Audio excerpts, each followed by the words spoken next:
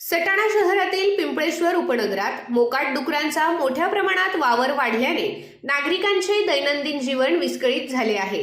लहान मुलांवर हल्ल्याच्या घटना, घरासमोरील वृक्षारोपणाची नासधूस तसेच मका पिकांचे मोठ्या प्रमाणात नुकसान होत असल्याने संतप्त नागरिकांनी पिंपळेश्वर उपनगर वराहमुक्त करण्याच्या मागणीसाठी नगर परिषदेच्या मुख्य प्रवेशद्वारासमोर बेमुदत उपोषण सुरू केले आहे।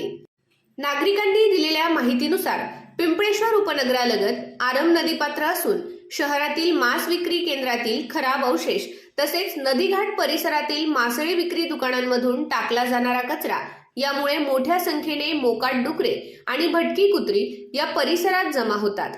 याच भागालगत शेती आणि दाट वस्ती असून मोकळ्या जागेत लहान मुले खेळत असतात।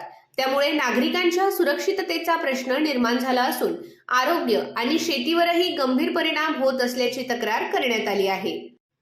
जिजामाता उद्यानातही मोकाट डुकरांचा मुक्त संचार असल्याने नागरिकांमध्ये भीतीचे वातावरण निर्माण झाले आहे।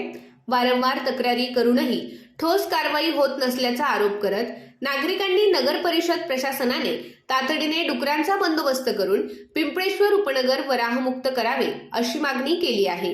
या उपोषणात लक्ष्मण सोनवणे, दीपक सोनवणे, सुरेश जगताप, रवी सोनवणे, गौरव देवरे, गजेंद्र सोनवणे, दीपक खैरनार, सुनील सोनवणे, महेंद्र शर्मा, कैलास अलई, निलेश पाटील, एपू जाधव, जेडी पवार, संदीप देवरे यांच्यासह पिंपळेश्वर रोड मित्रमंडळ व बागायत संघाचे पदाधिकारी आणि परिसरातील नागरिक मोठ्या संख्येने सहभागी झाले आहेत।